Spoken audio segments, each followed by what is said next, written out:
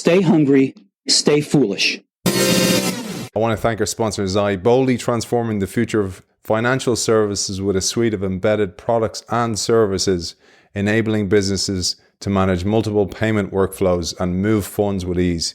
Check out Zai at hellozai.com. We've a lot to discuss. Let's get into it.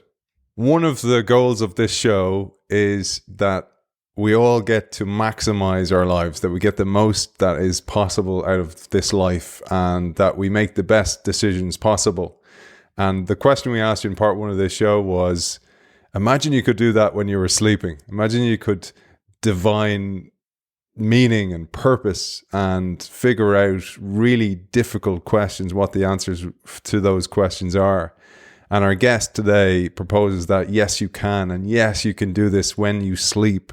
And he offers a program and a book that takes us through how to do that. I've been doing it since we started this program, and I've had the most magnificent dreams, uncovering people I should reach out to thank, people who had a major influence on my life. And it's thanks to our guest today, who's author of The Magic of Sleep Thinking, How to Solve Problems, Reduce Stress, and Increase Creativity. Eric Maisel, welcome back to the show. Hi, Aidan. Great to be back. Lovely to be in Ireland. Wish I was really there. I did a deep writing workshop in Dublin not so long ago. So that's a pity I missed you, man. Next time. And I absolutely loved that. We were laughing before we came on air about going off piste and going down alleyways here, there, everywhere. And I was saying I absolutely love that. So there's no worries about that. Today, we're going to try and keep to the steps as much as possible. And as I mentioned in part one, we're going to try and chunk them so we can get through, because Eric has a coaching client after this episode today. So we left off after step one, which was committing to self-awareness. So the idea of write down what you want, get that dream journal, etc. The power of daily practice, which is another element of Eric's coaching. But step two is affirm your desire to answer your own questions. And you say here, I want to know why I'm doing such and such and what I can do to change it. That's what you're affirming. And you're injecting here, as you tell us, a dose of life-affirming optimism into your system. And you're also awakening your brain, which operates at only a percentage of its power when it has no tricky questions to contemplate. It needs a question to contemplate, and it can do that while we sleep. Freud had many interesting ideas and many goofy ideas. One of the interesting ideas was the idea of defense mechanisms. That's always struck me as true. That's what his daughter Anna ran with as the piece of Freud's theory that she found most interesting. I believe that we're defensive creatures. I think we do a good job of keeping the truth from ourselves. We know lots of things. Lots of truths peek through, but there are also lots of things we don't want to know about. If we hate our job and we have to stay at it, we don't want to quite notice how much we hate it, etc. So part of the task of sleep thinking is announcing to ourselves that we want to be our least defensive self, most open self, most affirmative self. In traditional therapy, the goal of traditional therapy was insight. The goal of existential therapy, by contrast, which I think is interesting, is hope. Existential therapy sees hope as more important than insight. Well, both go hand in hand, and there's a third piece, which is work. But if you put those three things together, insight, hope, and work, then you have like a complete program for living or for sleep thinking. And so, yes, as we're talking, step two is really affirming that you have a chance, that you're giving life a thumbs up rather than considering life a cheat. Let me just put one little parenthesis there. Most people, without quite realizing it, have decided that life is a cheat, that they've been cheated by life. They thought that without really thinking it through, how can you think it through, or 5 or 6 or 7? But without thinking it through, they had a picture of life as a child as being something maybe large and grand and interesting and safe and XYZ. And then they live And the teenage years starts to shift that view, and that's why the teenage years can be so dark. And then the first 10 years of adulthood, the early 20s, we start to get a clearer and clearer picture of how hard life is. We have our failed relationships, we have our jobs we don't like, we have a car that isn't running, and all of that. And somewhere along the line, I think we give life a thumbs down. We still go through the motions, but now we need antidepressants. Now we need this, now we need that to make it through the day. Now we need scotch, now we need heroin, now we need whatever to make it through the day. So that's all by way of saying one of the tasks of learning things for yourself is to decide to give life a thumbs up, because it counteracts the shadowy darkness inside of ourselves that is there. Those shadows are there. It's a lovely message, Eric, and I tried to keep on track. I've gone off piste already here. What are we, 5 minutes in? But I really wanted to emphasize this for anybody, because the practice of gratitude, journaling, and realizing what you have for grateful for is seen somewhat as wishy-washy by some people, etc. I try to encourage that with my children at such a young age, but I think one of the ways to win them over with it is explain why. And I'd love you to talk about this, because when the brain is hunting for something, it's like a sniffer dog. And if you give their brain reasons to look for gratitude, it will look for more reasons for gratitude. And then it becomes a lens through which you experience life. And I'd love your thoughts on that, because that's truly what I feel. And part of the Brain's Beliefs and Biases series, I thought that would be a lovely message to involve today. Let me address that this way. And that is, I try to teach all clients to think thoughts that serve them. It's a very straightforward phrase, but it's said carefully, because what I want clients to understand is that true thoughts may not be serving them. That a thought is true is not a reason to countenance it. I work with lots of writers. If they go into a bookstore and see lots of books, they naturally will say to themselves, wow, there are so many writers. And that's a true thought, but it's not a thought that's going to serve them, because it's going to cause them to stop writing 3 days down the road, just because they see so much competition and they don't feel like they have a chance. So it's very important to do this simple 3-step procedure out of cognitive therapy. Notice what you're saying. Notice what you're saying. This has to get under the radar of our defenses in order to listen, because we're not wanting to hear what we're saying inside. But that step 1 is to actually listen, to bravely listen. Step 2 is to dispute those thoughts that aren't serving us, not about truth or falsity, but to say, no, I don't need that thought. I don't want that thought. That isn't a good thought for me. That almost sounds like enough. Step 1, step 2, hear the thought, dispute it. But then there's a step 3, which is to include a new affirmation, a more affirmative thought, to add a thought that then becomes the channel that your brain wants to go down from there on in. And it might be some simple global affirmation like everything's fine, or I'm doing well, or life is good, or whatever set of words it might be. But you want to have some global affirmation on hand that causes or allows your brain to go in that direction each time you say it. So that's a simple cognitive therapy strategy of noticing and disputing and affirming. Like all the things you and I are talking about, these are very easy to say. Folks then have to do them. And that's the hard part in working with human beings, is that they tend to maybe do these things for half an hour or a day, but then by day 2, we're back to our old habits. That's why you and I chatted about the necessity of daily practice and why the idea of daily practice is so important. It sounds like it's just a discipline kind of thing, become more disciplined, but it really isn't about discipline. It's about helping neurons lose their grip around thoughts that aren't serving you and build new grips around thoughts that will serve you better. I love it. And again, I just think it's so important. Imagine children were taught this in school, that this is how your brain works and this is how it creates habits. This is how myelination works in the brain and neurons are connected, etc.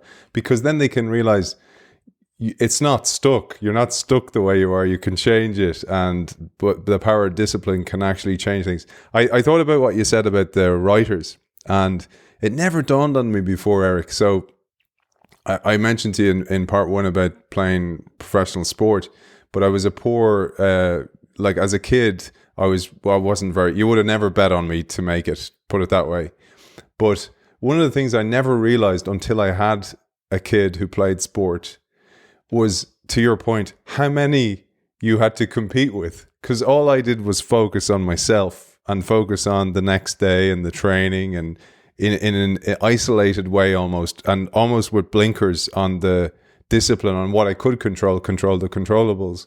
And it was only when I saw the amount of kids who want that dream with my own son that I went, wow, I am so lucky to have got through. If you think of that as a system, if I had thought that way at the start, I would have just probably got inundated with thoughts, and it probably would have drowned my ambition. And of course, there needs to be a measure of talent, a measure of intelligence. We need certain things in order to succeed, in addition to discipline and devotion.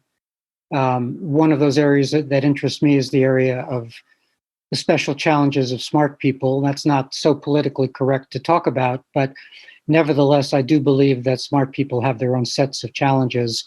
I did a book called Why Smart People Hurt, and I have a book coming out in a month or two called Why Smart Teens Hurt.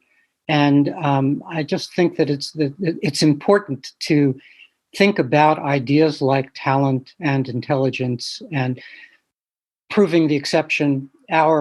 We have two daughters. I have a son by a previous marriage, and my wife and I have two daughters.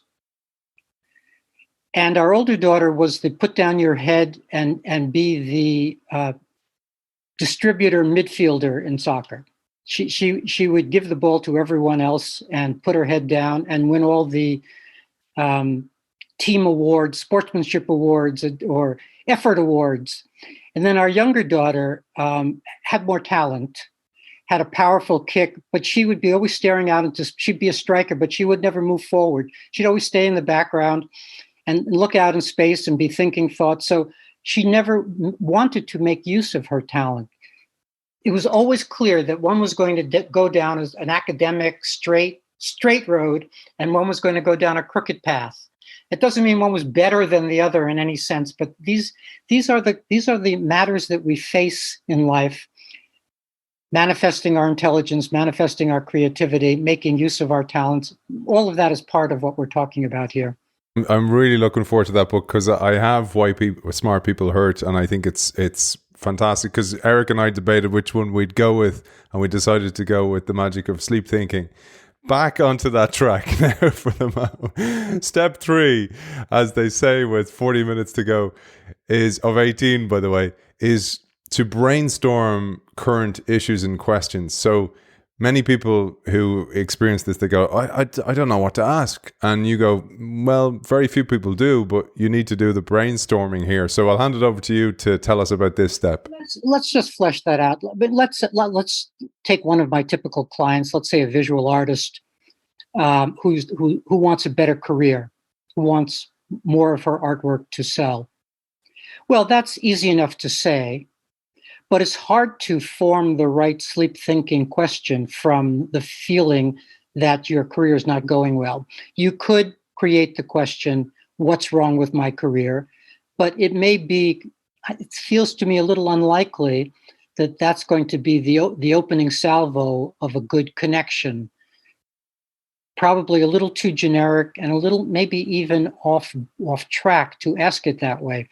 So what I'm inviting folks to do is to bring step 1, that self-awareness, to step 2, 3, 4, 5, etc., and think through before even creating the sleep thinking prompt or question. Just think through what's really going on. Let me switch examples for a second. I work with coaches all the time. I train coaches. One of the biggest problems coaches have and don't know that they have is they don't actually want to work with human beings. They like the idea of coaching, but they actually find it scary to sit across from someone and coach. So if a coach were to say to me, I want clients, I might help that coach get closer to the right sleep thinking question, which might be, do I actually want clients? That's probably the right sleep thinking question or prompt. When the right sleep thinking prompt is applied, then really good answers come. And if that coach is thinking is delivering that question to his brain, do I really want questions? Within one evening, I would bet he or she would come to the realization that he doesn't want clients and he has to work on that. And that the next steps are about maybe bravery or anxiety management or talking himself into the belief that it's okay to sit across from people, etc. This is a long-winded way of saying we have to break down sort of generic big questions like, my life sucks. That's too big a matter to put into a sleep thinking prompt. We have to look at that in our waking hours and try to figure out what the right sleep thinking prompt might be. I'm going to try and chunk some of these, as I said, so we try and get through the steps, because I put step 4 and 5 together. Step 4 is related to 3, obviously. It says identify particular issues and questions to focus on. So in a way, the brainstorming is diverge and then you converge into something to focus on particularly, and then you write it into your journal. I'll let you elaborate on this again. But then step 5 is a goal of sleep thinking, and the entire program is to reduce the stress of anxiety in life altogether, particularly at nighttime. And this is one of the things, Eric, I found was when I actually had a much better routine night habit, my dreams were better, my sleep was better, my thinking was better the following day. And even stuff like my diet was better the next day because I wasn't craving sugar because I had had such a poor sleep. Maybe you'll unpack these 2 steps together. Well, I think we can tie actually these 2 steps and maybe 2 or 3 of the forthcoming steps together just as a little routine that we can picture. It's easy to picture this routine. Somewhere during the day or somewhere during the week, you have posed yourself a big question and then broken it down to try to understand what the right sized sleep thinking question might be. So that's preliminary work done somewhere in the day. If it's your current style to stay up very late, or to drink a lot in the evening, or to do XYZ that is not really supporting good sleep habits, well, naturally, you would want to think through whether there are things to change there. If there are new changes to your routine to make that support this desire to learn from your sleeping brain. What will get in the way of you changing your routine or posing yourself a sleep thinking question or doing any of this work is anxiety. As I think I said in the last chat, I'll say it again, we all need 1 or 2 or 3 portable anxiety management strategies that actually work. The simplest one is some deep breathing. One that I've done a whole book on is the book is called 10 Zen Seconds, and the idea is to drop useful thought into a deep breath. Call them incantations. It's a very simple idea. It's really dropping an affirmation into a breath and just using that as a relaxing charm, so to speak. But whatever it is you know to do, hopefully you know to do something to reduce your anxiety so that you're going to bed less anxious than most people currently are. This insomnia epidemic that we have is about anxiety, people going to bed worried or not being able to go to bed because they are worried. So we're saying a lot fast here, but there's some work to be done right then before going to bed in reducing one's experience of anxiety right there. Then you pose as gently as you can your sleep thinking prompt. As we mentioned the other time, my phrase for this is have a wonder rather than a worry. You're trying to get to that sort of childhood place of wondering why the sky is blue rather than worried about, is the sky blue? That wondering place, that's the way to deliver the sleep thinking prompt up, is as a wonder. Then there's a kind of release, kind of relaxation that's needed where you're allowing your brain to think. You would think that any human being would allow her brain to think. Why not?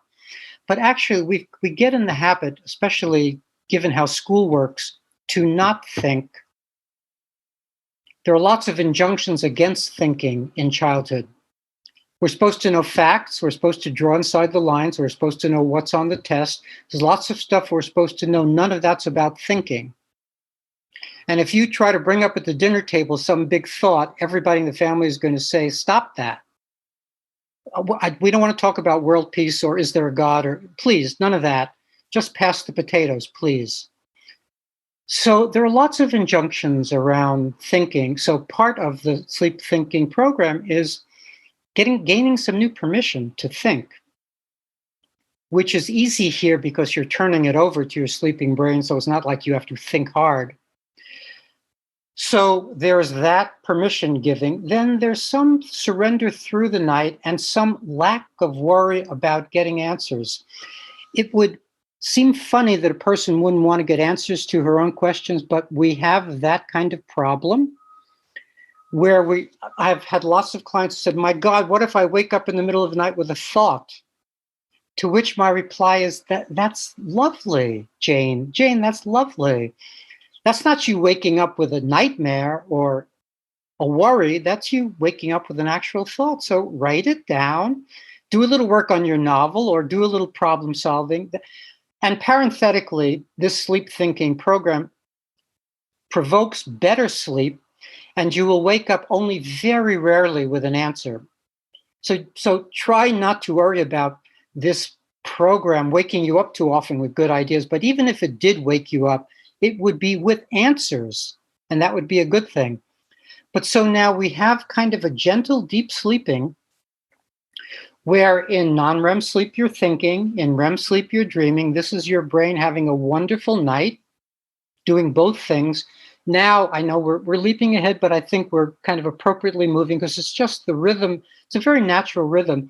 Now you have to go somewhere and process the night. Nowadays, it would be to your computer screen, but it could be with your notebook in bed. You don't have to hop out of bed and go anywhere to do this. But what you want to do is kind of repeat. Repeat's a loose word here, but I'll just use it. Sort of repeat your sleep thinking prompt question from the night before. Let's say you were working on a novel, and let's say the question had been, I wonder what Mary wants to say to John in chapter 3. Maybe that's what your sleep thinking question had been. Just ask it again. I wonder what Mary wants to say to John in chapter 3. And my hunch is that you will be able to just take dictation, that Mary and John will have had their conversation through the night, and now you can just write it down and have it available. Maybe not the first night, maybe it's the third night, and we've already talked about give this a chance. But if you give it a chance, then by turning to your notebook or your computer screen or your file directly after waking, then whatever your brain has been working on will be available to you, and you can have the answers you were hoping for. Go to bed with a wonder, not a worry. That has a few connotations. I thought one was that you're kind of going, I wonder why that happened. Not, I need to find out why this happened, and you're almost dictating to your brain that you need an answer.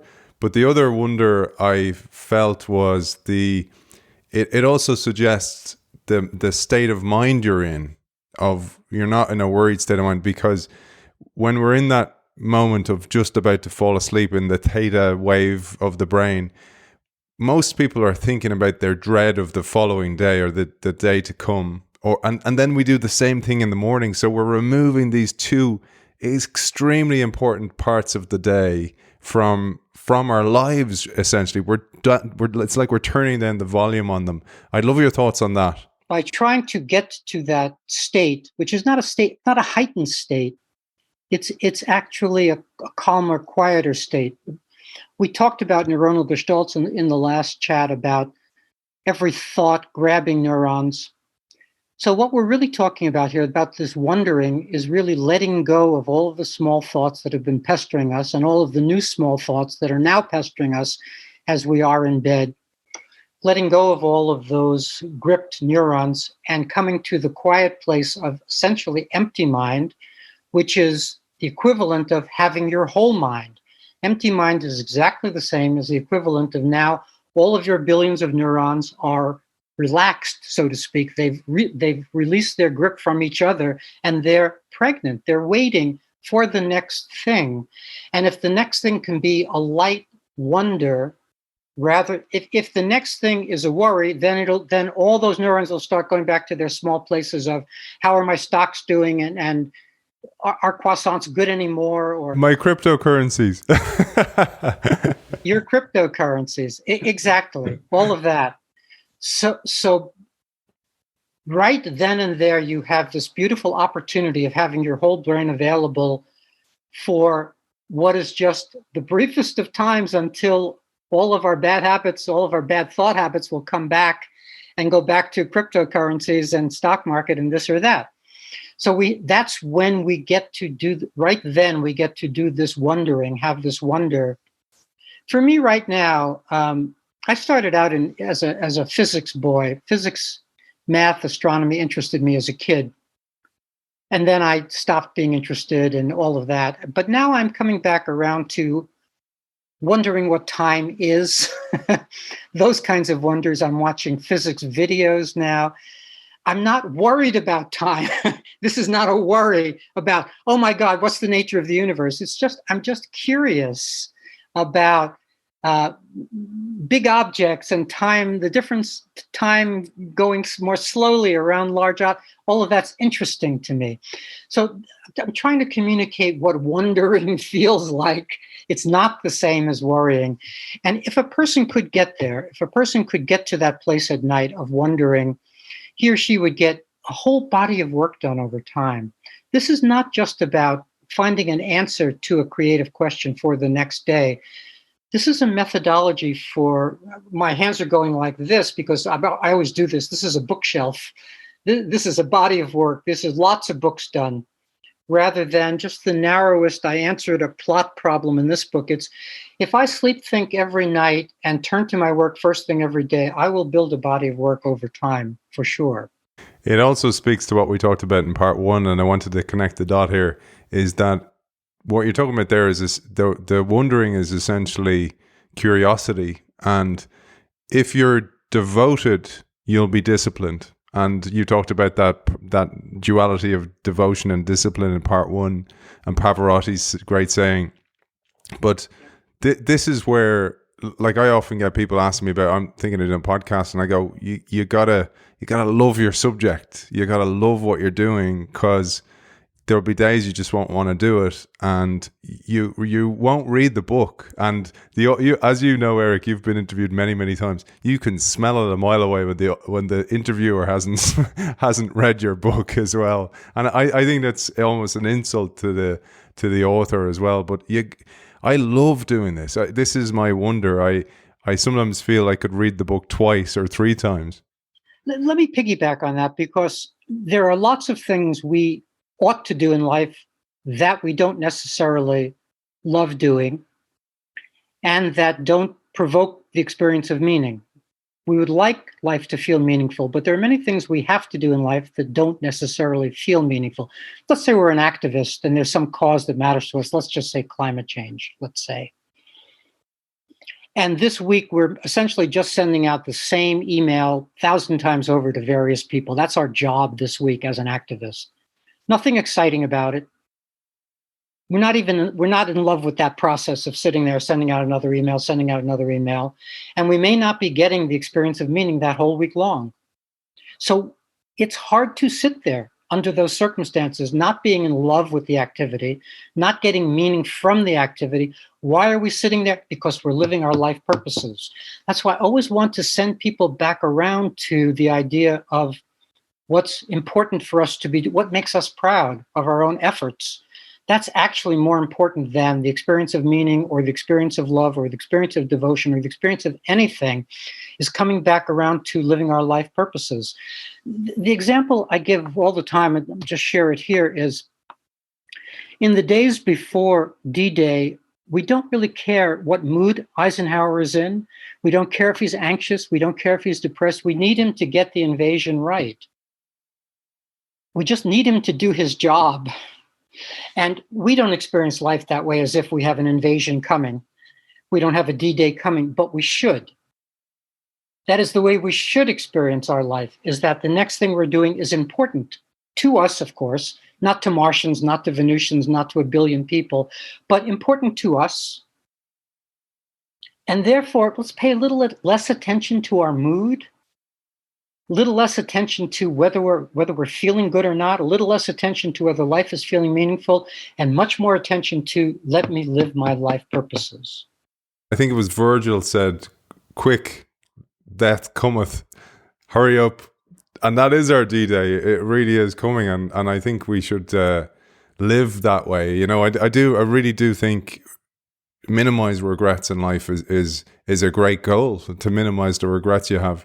And I'm going to get back onto the narrative, because there's a thing I've shared the magic of sleep thinking with a couple of people so far, Eric, and they've tried it and they're like going, wow, day one I had magical dreams, and some were able to the mental model I had was panning for gold. So you've loads and loads of stuff there, but the next step is like going, well, how do you decipher what's useful and what's meaningful? Because it can be confusing, and this can put people off in the early stages. The answer is built into the question, which is you have to stay put with the material that has arisen and continue the self-awareness, self-inquiry part of this process, and try to discern try to tease out an intention. It's sort of step one, just to say it very simply, tease out an intention. I intend to do X. Then the two next steps are to align your thoughts with that intention, to start thinking the thoughts that serve that intention, and to align behaviors with that intention. Here are the actions I mean to take. So it's very straightforward, but it's just a certain kind of work. Here's this massive material that I've maybe generated. A lot of people who journal then allow that massive material to just sit there and they don't process it. It's unprocessed.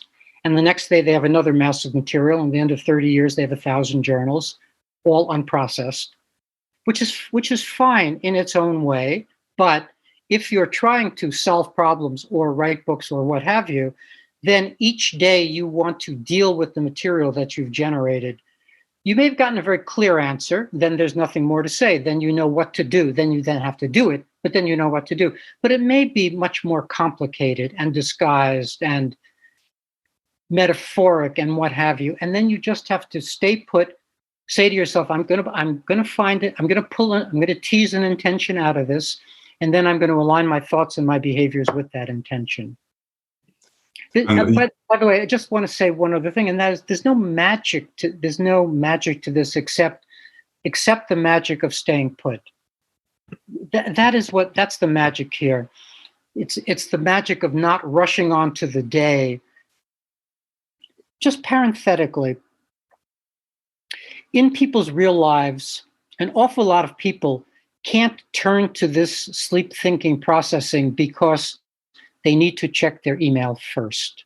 That's like the reality, or their phone first. That's just where we are. People sort of can't get out of the habit of not checking their email or their phone or their something first, which of course is not good for the process. But if that's your reality, my suggestion to a person who's in that set of circumstances is to just look to put out fires. That is not really look at your email. Just glance. If there's something you must attend to, okay, attend to it really fast. If your business depends on it, if your life depends on it, okay, pay attention to it. But move through it quickly so that you can get through the processing. There's a way in which we can do certain things that feel like interruptions, just as long as we're still holding that basic goal or promise of getting to the sleep thinking processing. If we're holding that basic goal, then we can even deal with some interruptions, like checking email a little bit or letting the dog out or what have you, a few things. That's all allowable as long as basically we're getting to the work. Or feed the cats, as you used to have to do. The cats were for the kids, and when the kids grew up, the cats went away. So you have more time to sleep think, but or to process. And so the next two are going to chunk together. We're on 13 and 14, so we've jumped right ahead. Because there's that great saying, which is fail to prepare, prepare to fail. And you say, and you've covered this slightly here already, and don't bother with it if you have. You said plan for any necessary work or change. Planning is an important part of sleep thinking program. The plan you make can be very simple as identifying 2 or 3 steps you mean to take to make a change or do the work suggested by your sleep thoughts. That's 13. 14 then is accomplish the work or make the changes. It's one thing to make the plan and it's another thing to act on the plan. Let me take this a little obliquely. Obviously, we know what we're saying here. And yes, the simpler the plan, the better. For a writer, the best plan is I write. That's the best plan. The second you add details like 500 words or an hour or what have you, you're less likely to get the work done. It's just what happens in life. So the simpler the plan, the more sort of powerfully simple the plan, the better. But let's turn to the work. So in my model of life, of how we get to do the next right thing, one thing after another, and live our life purposes, in my model of life, each day is a negotiation.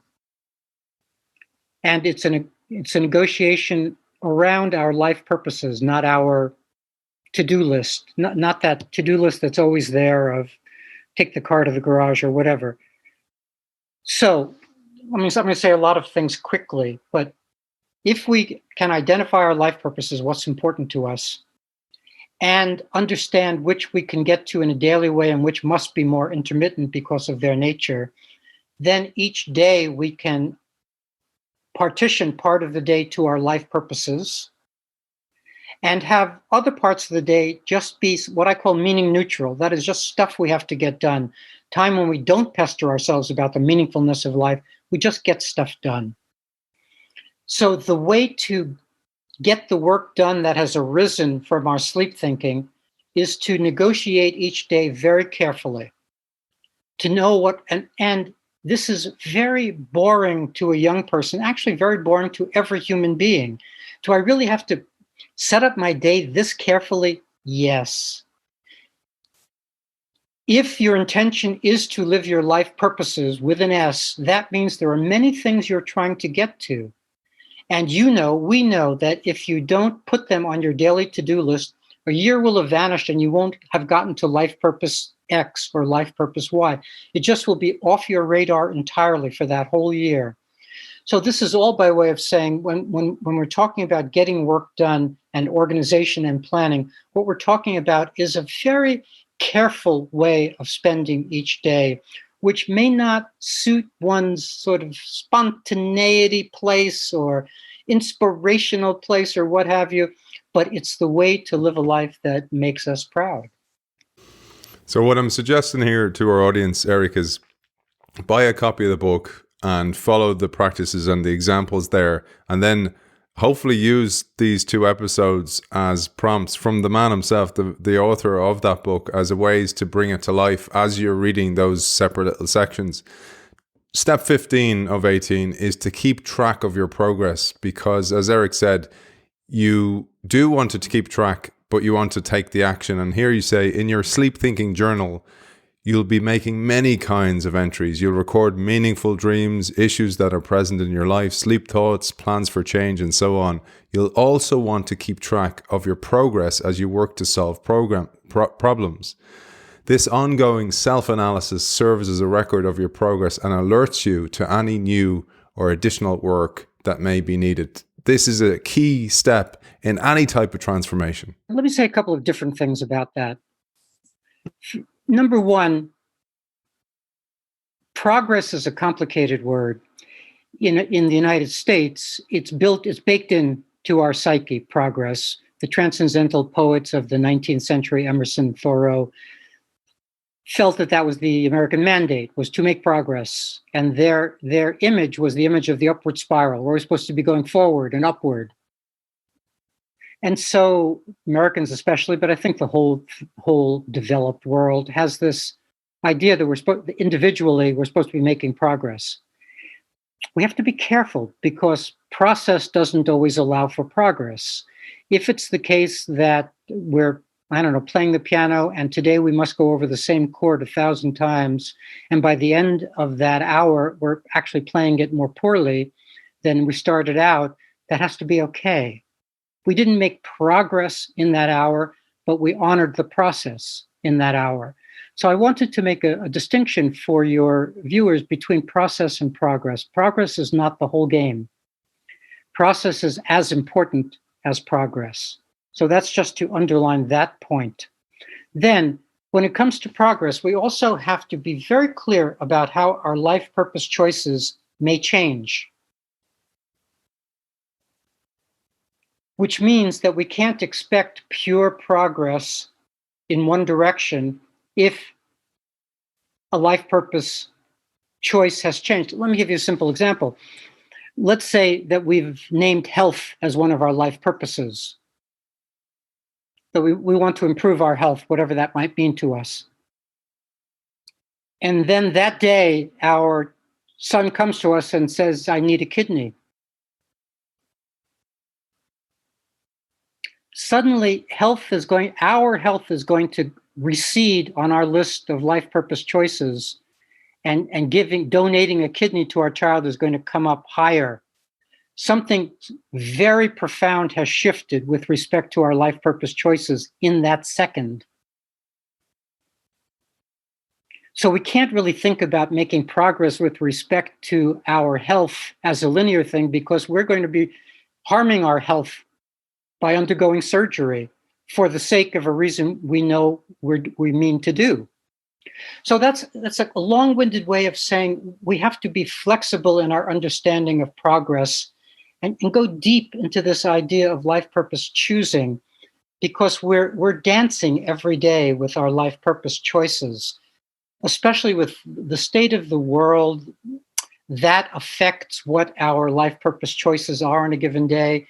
We may have wished not to be an activist, and then the world becomes what it is, and we decide, I better be a resistance fighter this year. That may be more important than writing another poem this year.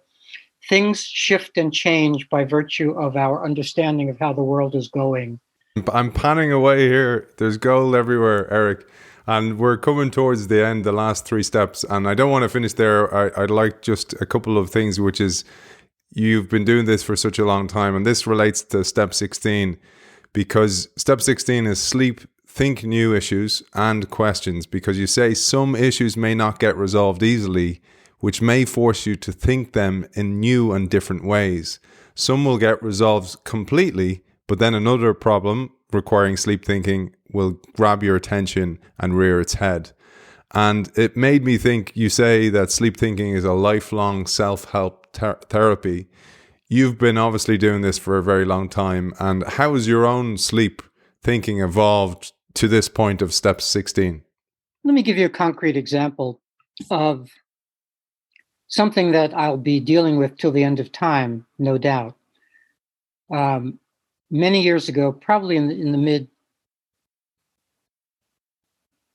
1980s, 1990s, a long time ago, I had done a string of successful books with Tarcher Publishing, Fearless Creating, and some other books. And I was given carte blanche to do a book. And I decided to do a book on meaning. This is at least 35 years ago, let's say.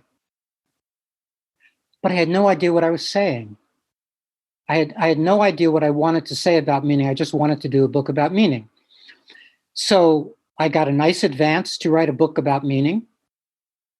And I wrote a really, really bad book about meaning, which was unpublishable. They could not. My editor was lovely and said, Eric, there are interesting bits here, but what in God's name are you talking about? And this doesn't work at all, and we can't possibly publish this. This is all by way of saying answers may not be available now. The question may be very clear in a certain sense. The question was clear to me. I want to understand meaning better. There was a question, but the answer was not available to me 35 years ago. I still had to rummage around all kinds of different thinking to get to my ways of talking about meaning now that I like. Now, 35 years later, I can give you an hour presentation on meaning that makes some sense. But I couldn't do that then.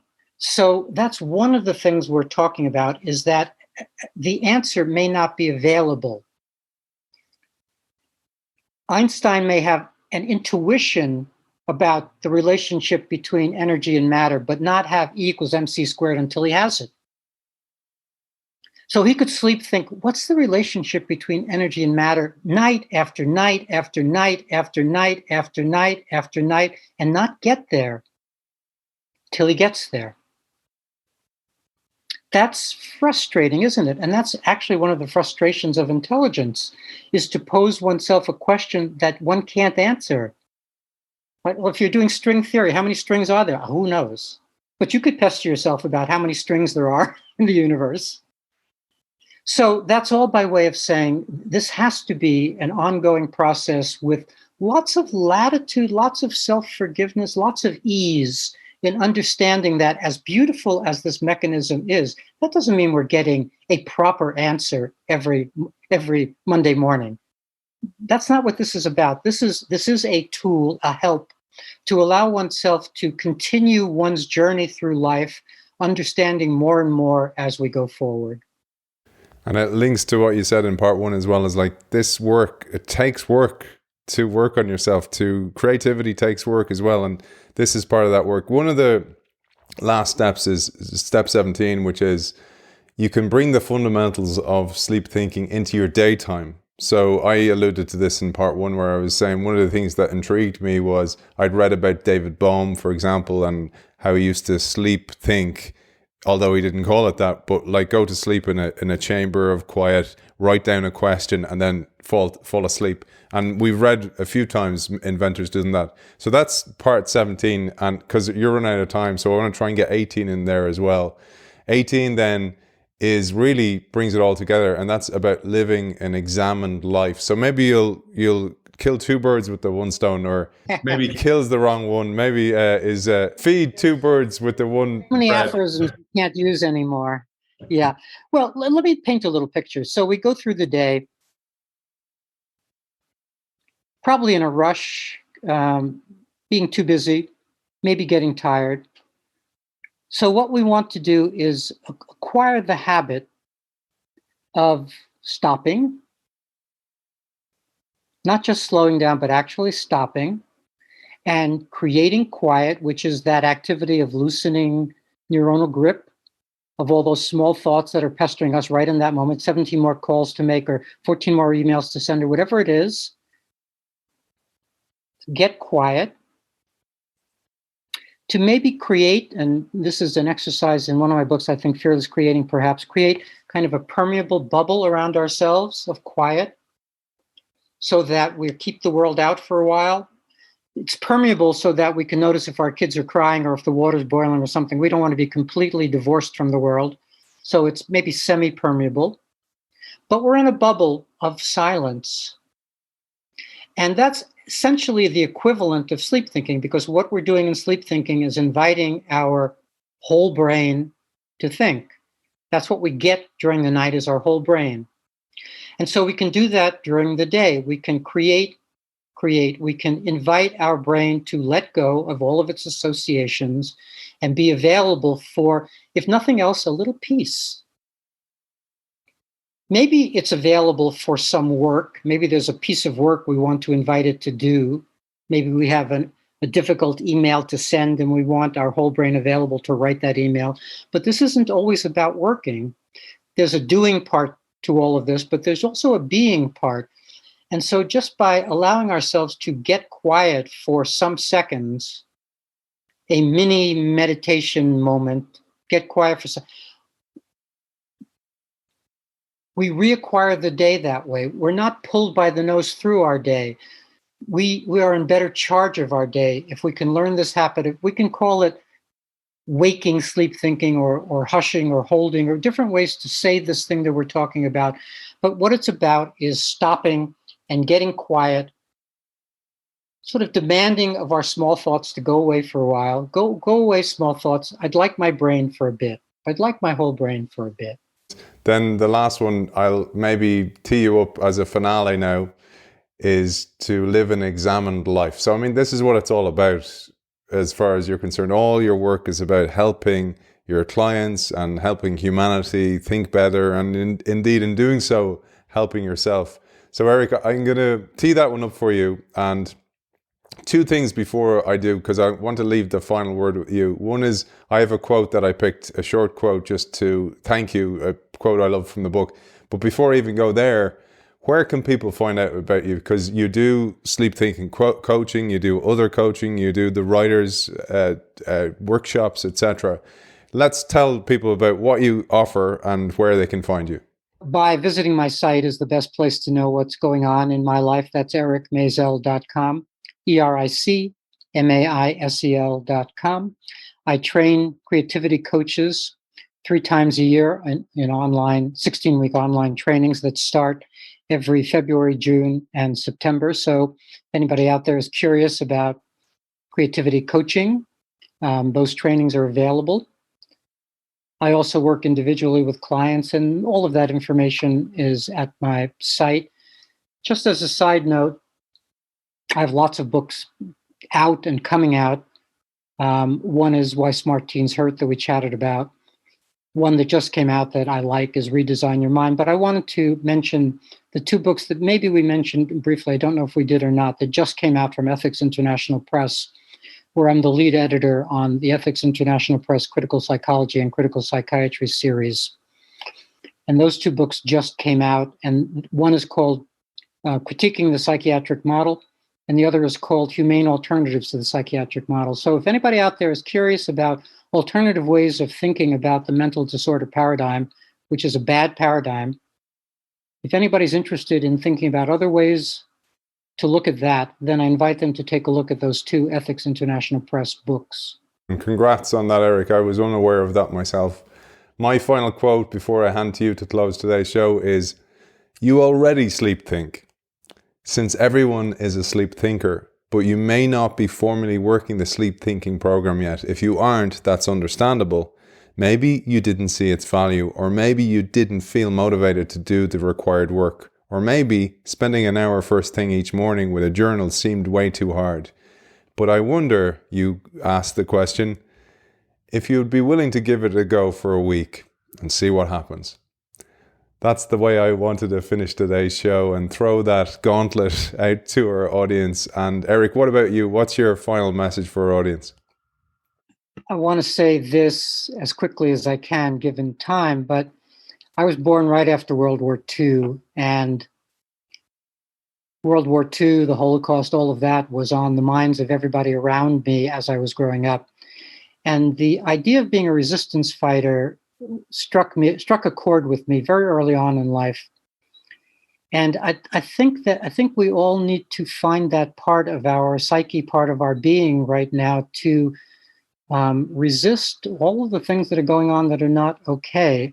This is not really a sleep thinking last word. This is a life last word about what's needed from us. I hope that one of our life purpose choices, as I say, there is not one purpose to life. And if on a given day you want to watch television or have some good Irish whiskey or whatever it is you want to do, that's perfectly fine. But I hope that one of our life purpose choices is to resist what's not okay. That's kind of where I'd like to leave people. Author of a multitude of titles, he's mentioned some of them there, but the focus of these 2 episodes, the magic of sleep thinking, how to solve problems, reduce stress, and increase creativity while you sleep. Eric Maisel, thank you for your time. Thanks so much for having me. Before we finish today's episode, I want to thank our sponsor, Zai, boldly transforming the future of financial services with a suite of embedded products and services, enabling businesses to manage multiple payment workflows and move funds with ease. You can check out Zai at hellozai.com. I'll see you very soon.